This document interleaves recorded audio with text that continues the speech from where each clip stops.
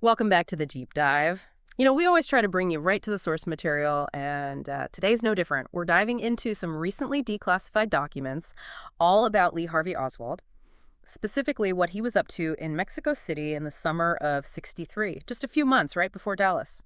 Yeah, really crucial period. And what we've got here, it's not someone's memoirs, Yeah. it's the real deal. CIA dispatches, a memorandum for the record. This is like intelligence gathering as it happened. Right in the thick of it. So I guess our goal today, our mission in this deep dive is to try and figure out what do these documents actually tell us about Oswald, about his contacts, about what he was doing down there, and just as important, I think, what was the CIA doing? What were they learning about him at the time? Absolutely. Okay, so let's jump right in. The first document, this is a dispatch, July 31st, 1963. It comes from, it originated with the chief of station in Mexico City. Right to the chief of the WH division at CIA headquarters. And WH, that most likely refers to the Western Hemisphere. So that gives you an idea of how high up this information was going. Plus, it's marked secret, signed by Willard C. Curtis. Right off the bat, you know it's sensitive stuff. Yeah, no kidding. So what's in it? Well, it mentions something called, quote, contact reports of meetings with LITAMIL-9. These meetings supposedly happen on July 17th and July 29th, 1963. So clearly this LITAMIL-9 is someone they're paying attention to. Oh, yeah. I mean, 2 meetings in such a short time. That suggests something's going on, some kind of connection the CIA is trying to track. It wasn't just a random bump in the street situation. Right, exactly. And look who got this dispatch.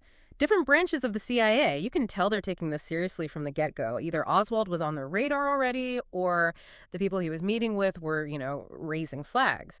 Now, we also have this memorandum for the record. It's from July 18th, 1963. So that's actually a little bit before that first dispatch. And this Yeah. memo seems to give us a more, like a more firsthand look at one particular encounter. Yeah, this one's interesting. It's from a guy named Oscar Contreras. Says he ran into a guy at the Cuban consulate on July 17th, around 9 p.m. Thought it was Lee Harvey Oswald. So we're getting down to street level here, right? Ground truth. So Contreras, he gives some pretty specific details about this meeting. He says Oswald was really eager to get a visa to Cuba, speaking in kind of broken English, mentioned he had already been to the Soviet embassy earlier that day, and he planned to go back to the Cuban consulate the next day, the 18th. So he was not messing around. No, definitely not. Went straight from the Soviets to the Cubans. Seems like he was trying every avenue to get into Cuba. Contreras also said Oswald seemed, kind of nervous, agitated. Now, was that just visa stress or something more? Hard to say from this alone. Makes you wonder.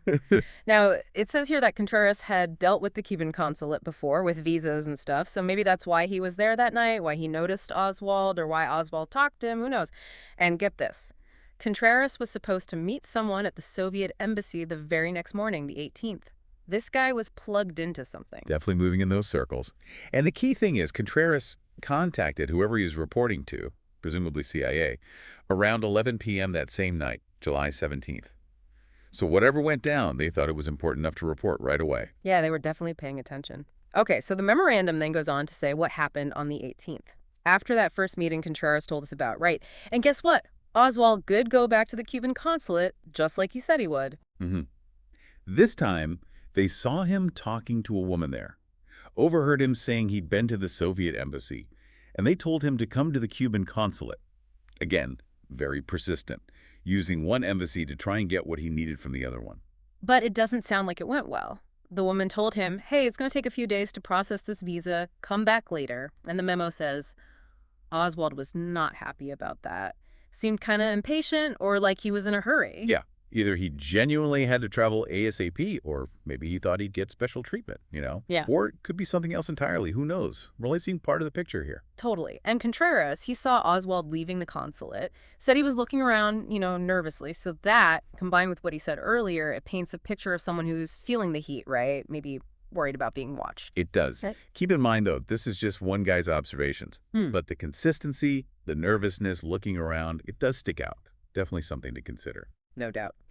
Okay, so beyond just Oswald himself, the memo starts to mention other people who might have been connected to all this. It mentions a lady named Sylvia Duran at the Cuban consulate. Sylvia Duran, yeah, she's a known figure in all this. Worked at the Cuban consulate, Mexican national. Her interactions with Oswald have been debated for years. Any contact with her, given her position, could be significant, especially with visas and all that. For sure. Now, the memo also mentions a Mexican girl named Sylvia Infante. Is that the same person as Sylvia Duran, or two different people? These details matter, right? Trying to piece it all together. That's the thing, these early reports, sometimes they're not crystal clear. Could be the same person, maybe a slight mix-up in the name, or it could be two different Sylvias. Ambiguity is something you always run into with this kind of intelligence work. Here's where it gets really interesting.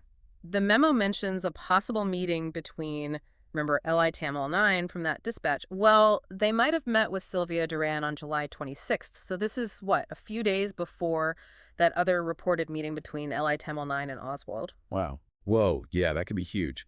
A possible link between this mysterious LI 10L9 and someone at the consulate, someone Oswald interacted with directly. Was LI 10L9 some kind of go-between? Were they trying to help Oswald get his visa through Duran?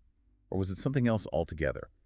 The documents don't say for sure, but they definitely show a web of connections the CIA was trying to unravel. And it gets even more complicated. The memo then says that Li Temel-9 was seen talking to a red-haired individual who they think worked at the Soviet embassy. So this isn't just about Cuba anymore, right? Oswald's contacts might have had ties to both embassies. Exactly. The CIA's interest wasn't just Oswald, it was the whole network. And that detail about the red hair, that could have been important for them. You know, maybe it helped them identify the Soviet guy, link Li Temel-9 to someone they already knew about. Yeah. It's all about connecting the dots. Last but not least, the memo mentions a possible photograph of Oswald taken at the Soviet embassy. If that's true, that's big, right? It would back up what he told Contreras about being there, and it means they were watching him, maybe even watching the embassy itself. Yeah, a photograph would put him there, no question. Shows how much effort was going into tracking him, especially around these, very sensitive places. High stakes all around. All right, so let's talk about what the CIA made of all this at the time. Their initial assessment, what they thought was going on based on these observations. Well, they thought Oswald was acting alone. At least that's what the memo says. There's no hint that he had contacts already set up at either embassy. Seemed like he was winging it, trying to figure it out as he went. And they noticed he was getting frustrated with the whole process. Not surprising, right? Given how annoyed he was at the Cuban consulate when they told him to come back. But the key takeaway, despite all that, he never gave up. He was determined to get to Cuba. That comes through loud and clear in these documents. That focus, that persistence, that's something you have to keep in mind. All right, so as we wrap this up, we've taken a look at what the CIA knew about Lee Harvey Oswald in Mexico City in the summer of '63. His reported meetings, his attempts to get a visa to Cuba, his contacts at both the Cuban and Soviet consulates, all while the CIA was gathering intel. It's a snapshot in time, really. Yeah, these documents give us a limited but valuable window into what was happening.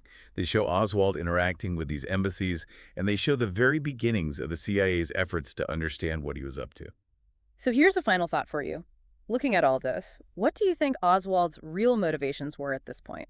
Maybe he had more connections or support than we can see in these early reports. And how does this Mexico City piece fit into the bigger puzzle of the assassination?